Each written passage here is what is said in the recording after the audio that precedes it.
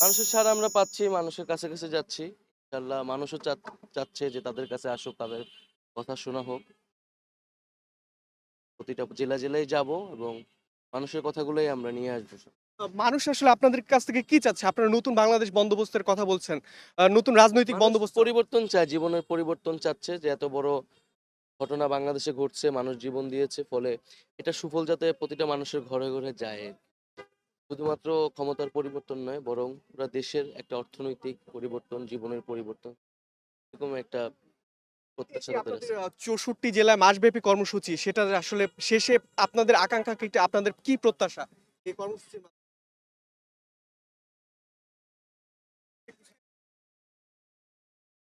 আমাদের আছে এই কর্মসূচির মধ্য দিয়ে আমরা সারা দেশের মানুষদেরকে আবারও জাগ্রত করতে পারবো, তাদের কথা শুনতে পারবো, ঐক্যবদ্ধ করতে পারবো এবং সেই প্রত্যাশা অনুযায়ী যাতে আমাদের আগামী রাজনীতিটা তৈরি হয়, এটাই আমাদের পরিকল্পনা।